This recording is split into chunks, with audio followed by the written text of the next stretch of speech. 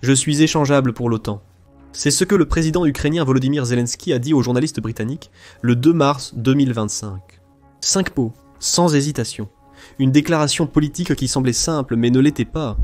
Car en ces 5 mots, Zelensky a rendu une chose claire. Son destin personnel importe peu face à l'avenir de l'Ukraine. Mais comment en sommes-nous arrivés à ce dilemme inconcevable ? Et l'Ukraine devra-t-elle vraiment choisir entre son leader intrépide et la sécurité de l'OTAN ? Cette vidéo a toutes les réponses. Commençons par la question la plus évidente, pourquoi ? Pourquoi un leader de la stature de Zelensky déclarerait-il ouvertement quelque chose d'aussi drastique ? Pour être honnête, ces 5 mots sont probablement la chose la plus raisonnable dite depuis un moment. Vous voyez ? Les semaines précédant cette déclaration étaient remplies d'insultes flagrantes lancées contre lui, ainsi qu'une réunion absurde qui rendait ces 5 mots presque doux en comparaison. Pas de drame, juste des faits. Mais qui a insulté Zelensky ? Eh bien, nul autre que le président américain Donald Trump et sa bande. Dans une publication sur les réseaux sociaux, Trump a appelé Zelensky tous les noms sous le soleil, le qualifiant de comédien modestement réussi, à l'accuser de manipuler l'ancien président américain Joe Biden comme un violon. Il a dépeint Zelensky comme un opportuniste, uniquement intéressé à maintenir le train de l'argent en marche, un leader dont la popularité avait chuté et quelqu'un qui avait fait un terrible travail de gestion de la guerre. Trump est allé jusqu'à qualifier Zelensky de dictateur sans élection, ce qui a vraiment touché le président ukrainien. Nous parlons d'un homme qui a passé 3 ans à lutter contre le véritable dictateur Vladimir Poutine, le président russe. Trump, apparemment le nouveau porte-parole de Poutine, le qualifie de la chose même contre laquelle plus de 46 000 soldats ukrainiens sont morts en combattant. L'ironie est presque insoutenable. Évidemment, chaque déclaration de Trump a depuis été démentie. Zelensky n'a pas suspendu les élections de 2024 pour s'accrocher au pouvoir. Il l'a fait parce que la constitution ukrainienne interdit les élections en état de siège, qui a été mis en place après l'invasion de la Russie en 2022. Ce n'était pas une prise de pouvoir, mais une mesure légalement obligatoire en état de guerre. La popularité de Zelensky reste élevée. Malgré les fluctuations dues à la guerre, le taux d'approbation de Zelensky reste élevé à environ 63%, contrairement aux 4% mentionnés par Trump. Ce taux d'approbation contredit aussi l'affirmation de Trump selon laquelle Zelensky a mal géré la guerre russo-ukrainienne. Au contraire, il a dirigé l'Ukraine à travers l'un des conflits les plus ardus de l'histoire récente. Malgré des obstacles immenses, Zelensky a rallié son peuple et la communauté internationale, permettant à l'Ukraine de résister, 3 ans après avoir été attaquée sans merci par ce qui était considéré comme la deuxième armée mondiale. Mais peu importe si les paroles de Trump étaient sans fondement ou exagérées, car le dommage qu'elles ont causé à la relation entre les États-Unis et l'Ukraine est bien réel. Selon l'Institut Kiel, think tank allemand, les États-Unis ont été le plus grand donateur individuel à l'Ukraine depuis le début de l'invasion, à allouer 68,4 53,44 milliards en aide militaire, 53,44 milliards en aide financière et humanitaire à l'Ukraine entre le 24 février 2022 et le 31 décembre 2024. Alors comme vous pouvez l'imaginer, perdre les États-Unis comme un allié ne serait pas seulement un coup pour l'Ukraine, ce serait un coup catastrophique pour tout son effort de défense, pouvant potentiellement changer le cours de la guerre. Cette aide a justement causé la rupture entre l'Ukraine et les États-Unis au départ. Laissez-nous expliquer. Une fois que Trump a été réélu président des États-Unis, tous les yeux étaient rivés sur lui. La question principale était de savoir s'il continuerait à soutenir l'Ukraine, ou s'il mettrait fin aux milliards d'aides. Trump, connu pour être un président transactionnel, a d'abord choisi une 3e option secrète, un morceau de l'avenir de l'Ukraine. À un moment donné, il a suggéré que l'Ukraine offre 50% de ses précieuses ressources minérales aux États-Unis, en remerciement pour toute l'aide précédemment fournie, ou peut-être comme condition pour continuer cette aide. Nous parlons de ressources, estimées à plus de 26 trillions de dollars au total. Zelensky a rejeté le premier projet de cet accord, car ces termes étaient fortement orientés vers les intérêts américains, offrant peu en retour à l'Ukraine. Zelensky était ferme, l'accord n'était pas équitable et ne reflétait pas le comportement d'alliés. Cependant, Zelensky a semblé céder en se rendant aux États-Unis fin février pour signer cet accord, mais il n'en a jamais eu l'occasion. Pourquoi ? Tout a dégénéré avant qu'il ne puisse signer sur la ligne pointillée. Zelensky est entré dans la réunion du bureau ovale le 28 février, 2025 plein d'espoir. Un accord de paix, un accord minier, et peut-être une chance de renforcer le partenariat crucial de l'Ukraine avec les États-Unis. Mais ce qu'il a obtenu à la place, c'est une confrontation que personne n'aurait pu prévoir. La réunion a débuté calmement, mais est devenue un spectacle après environ 35 minutes. Zelensky, prêt à négocier, n'a fait face qu'à des critiques de la part du président Trump et du vice-président juriste Dr. Vance. Les promesses de paix de Trump sont devenues des ultimatums. Vous jouez avec la vie de millions de personnes, a-t-il averti Zelensky qui semblait se rétrécir sous le poids de ses mots. Trump, avec ses propos audacieux et sa rhétorique enflammée, cherchait clairement non seulement une solution, mais aussi le contrôle. Il voulait que Zelensky accepte ces conditions inéquitables. « Vous jouez avec la troisième guerre mondiale !» a crié Trump, augmentant la tension et les enjeux. Mais Zelensky, qui n'est pas du genre à reculer, a tenu bon. Il a refusé d'être intimidé par les accusations fanfaronnes de Trump. Même quand Trump a haussé le ton et l'a accusé de jouer avec le destin du monde, Zelensky est resté calme. Les bras croisés, le regard fixe, il n'a pas bronché quand Vance l'a accusé d'exposer des désaccords devant les médias. Il a répondu à chaque attaque, soulignant que son devoir était envers son peuple et non aux demandes de Trump. Son calme défi témoignait de la force montrée depuis le début de la guerre, force qui l'a aidé à clarifier une chose. Même dans le bureau ovale surchauffé, la survie de son pays valait chaque bataille, même contre l'homme le plus puissant du monde. Et comment l'homme le plus puissant du monde a-t-il réagi à être défié dans sa propre maison devant le monde entier? Eh bien, vous connaissez Trump. Toujours cool, calme et sans ego. Il a sûrement géré la situation avec grâce, c'est ça.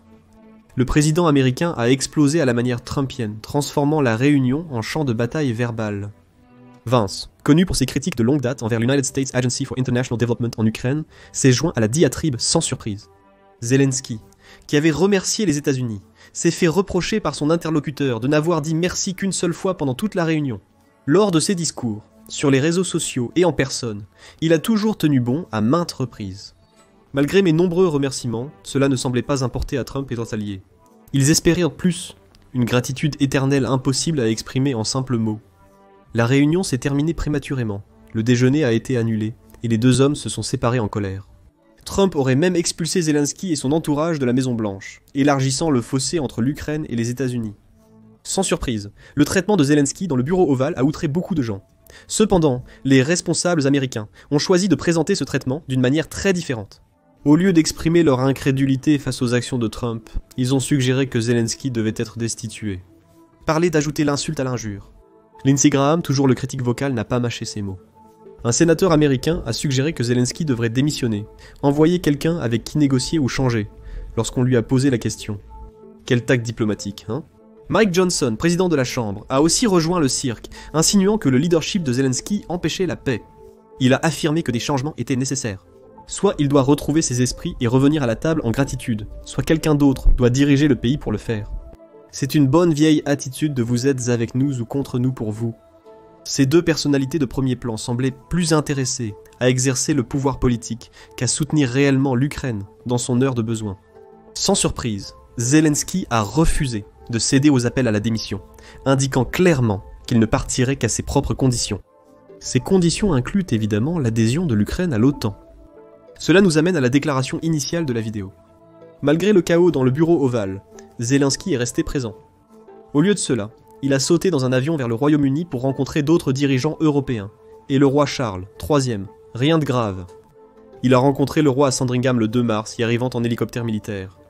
Les Britanniques, certains arborant des drapeaux ukrainiens, se sont réunis pour voir le président ukrainien et montrer leur solidarité. C'était un moment pour montrer au monde que malgré tout, Zelensky n'était pas seul.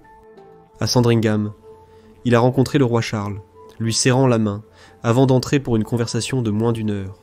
Même sans détail, on peut présumer que cette rencontre de Zelensky à la Maison-Blanche était bien plus plaisante que la précédente. Nous avons cependant des détails sur la conférence de presse qu'il a tenue à Londres le même jour. 1 ou 2 jours après sa visite agitée à la Maison-Blanche, il est remonté sur scène. Il avait un message à délivrer, et personne n'allait l'arrêter. Mais croyez-le ou non, le message ne concernait pas les événements qui se sont déroulés aux États-Unis. Lors de la table ronde, il a pratiquement esquivé les questions sur l'incident du bureau ovale. Cependant, il n'a pas hésité à revenir sur ses précédents commentaires sur l'adhésion de l'Ukraine à l'OTAN et à insister, sans préciser la nature de ses commentaires. Zelensky plaide depuis longtemps pour l'adhésion de l'Ukraine à l'OTAN. Ce n'est pas nouveau. Cependant, il a intensifié ses appels après l'échec initial de l'accord minier, déterminé. L'Ukraine avait besoin de garanties de sécurité, fiables et claires. Des garanties qui assureraient que la guerre ne reviendrait jamais à la porte de l'Ukraine. Un accord de paix qui garantirait que la Russie ne détruirait plus jamais des vies. Il était évident que Zelensky parlait ici de l'adhésion à l'OTAN. Et il l'a dit lui-même le 23 février, quelques jours après que Trump l'a qualifié de dictateur sans élection. C'est à ce moment que Zelensky a fait l'impensable pour un dirigeant. Il a offert sa démission. Dans une déclaration stupéfiante lors de la conférence Ukraine 2025 à Kiev, Zelensky a dit « Si c'est pour la paix en Ukraine, alors je suis prêt à quitter ma position. » Mais ce n'est pas tout. Il a également proposé de démissionner en échange de l'adhésion à l'OTAN, la première fois qu'il a proposé cet échange non orthodoxe. Cette déclaration incarnait l'objectif principal de Zelensky, la sécurité de l'Ukraine. Il ne s'agissait pas de lui rester au pouvoir, mais de la survie de l'Ukraine. Un président qui place l'avenir de son pays au-dessus de sa propre position. Voilà ce qu'est le leadership, celui qui marque l'histoire. Avançons rapidement jusqu'au 2 mars, lorsqu'on lui a demandé ses commentaires sur sa démission à Londres. Une fois de plus, Zelensky n'a pas bronché. Il a dit les 5 mots qui ont ouvert cette vidéo « Je suis échangeable pour l'OTAN ». Il disait en substance de le retirer de l'image, mais de faire en sorte que cela ait un impact. Il a déclaré que l'adhésion de l'Ukraine à l'OTAN signifierait l'accomplissement de sa mission. Dans son esprit, l'adhésion à l'OTAN était le prix ultime, et il n'accepterait rien de moins comme son héritage. Mais la question demeure, le peuple ukrainien accepterait-il sa démission ? Zelensky a évoqué ce sujet dans son discours, déclarant qu'il ne serait pas facile de le remplacer, car organiser des élections ne suffira pas. Vous devriez m'empêcher de participer, ce qui sera plus difficile. En d'autres termes, bonne chance.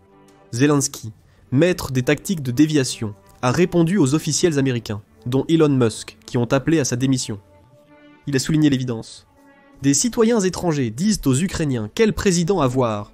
Zelensky ne défendait pas uniquement sa position. Il critiquait l'ingérence étrangère, qu'il a justement qualifiée d'antidémocratique et de non constructive. C'est presque miraculeux d'entendre ces mots de la bouche de Zelensky après l'humiliation absolue qu'il a subie juste un jour plus tôt.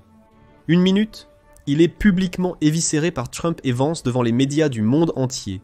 Et la suivante, il se tient debout et dévie les attaques avec le calme d'un diplomate chevronné, et non d'un comédien modestement réussi, c'est sûr. C'est un homme qui venait de subir l'une des réprimandes publiques les plus sévères imaginables, et pourtant, il n'était pas ébranlé. En fait, il était tout sauf cela. Yalda Hakim, journaliste de Sky News assise à côté de Zelensky lors de la table ronde à l'aéroport de Stansted, a été stupéfaite par son sang-froid. Elle a décrit comment l'esprit de Zelensky semblait aussi inébranlable que jamais. Malgré les difficultés évidentes des dernières semaines, des derniers mois et, soyons honnêtes, des dernières années, il n'y avait aucun signe de regret ou de défaite. Elle l'a décrit comme défiante et résolue, un leader qui, en termes non équivoques, ne se soumettrait pas. Malgré les épreuves subies, l'Ukraine continue de se battre pour la liberté et la démocratie, a affirmé Zelensky avec conviction. Hakim a été frappé par la façon dont cette défiance était la même qualité qui avait fait de lui un symbole mondial de résistance et de leadership. Même lorsque les États-Unis semblèrent se retourner contre lui, Zelensky trouvait la force de rester debout et de continuer le combat. Mais sa lutte acharnée portera-t-elle ses fruits ? Pour l'instant, elle rapporte certains dividendes. Les dirigeants européens se rallient certainement derrière Zelensky comme jamais auparavant. Suite à la critique cinglante essuyée par le président ukrainien à la Maison-Blanche, ils ont rapidement affiché leur soutien. Le président français Emmanuel Macron, le polonais Donald Tusk, le premier ministre britannique, Sir Keir Starmer et le canadien Justin Trudeau ont tous utilisé les réseaux sociaux pour exprimer leur solidarité avec l'Ukraine. Zelensky a répondu à chaque post par merci pour votre soutien, ce que beaucoup ont perçu comme une pique à Vance. Mais, mis à part une possible mesquinerie, la réponse européenne ne s'est pas limitée aux réseaux sociaux. Ses leaders publiaient et se mobilisaient activement.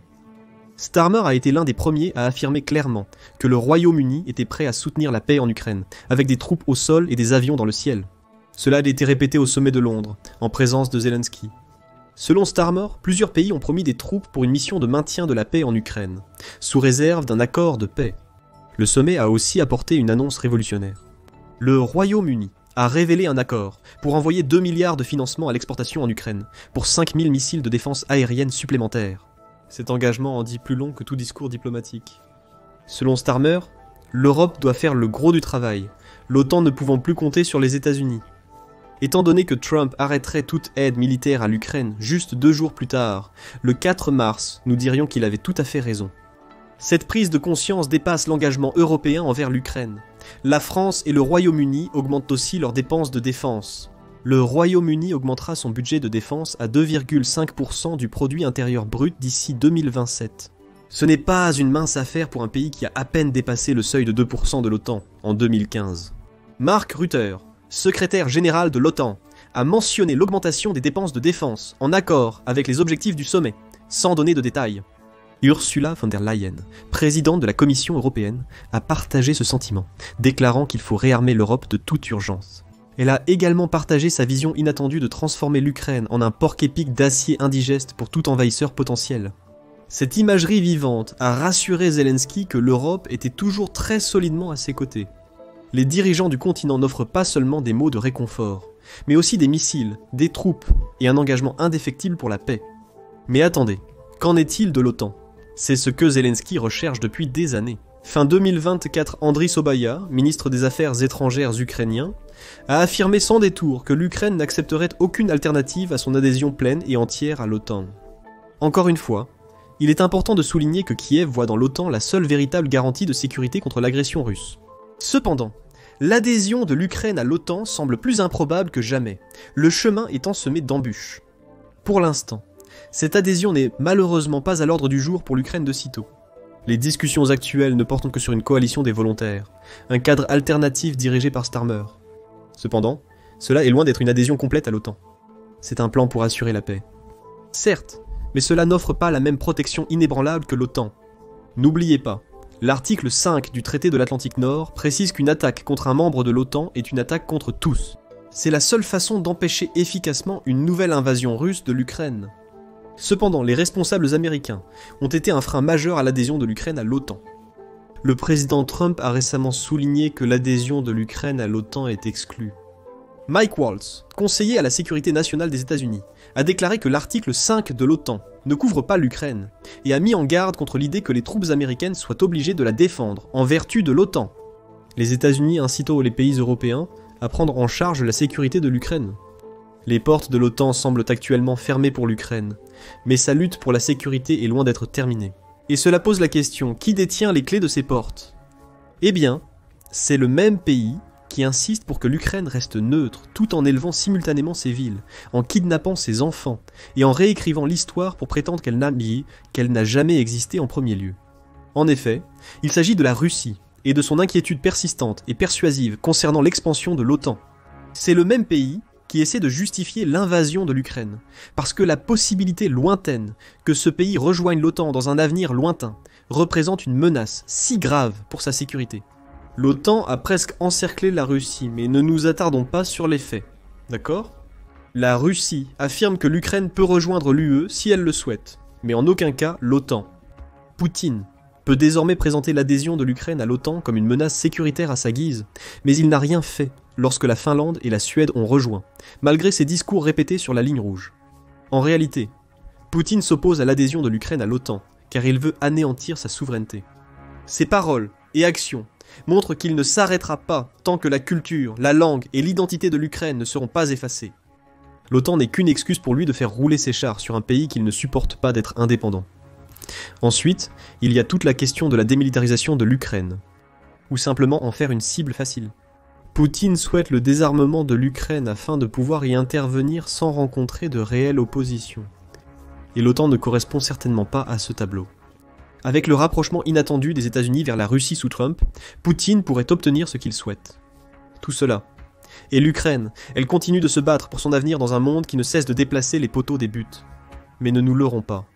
Même si Zelensky partait demain, la Russie n'accepterait pas soudainement que l'Ukraine entre dans l'OTAN. Cela n'a jamais été une question d'un seul leader ou d'une décision unique. Il s'agit d'effacer l'Ukraine en tant que nation. Mais que pensez-vous qu'il va se passer ensuite ? Voyez-vous Zelensky conduire d'une manière ou d'une autre l'Ukraine à l'adhésion à l'OTAN puis démissionner ?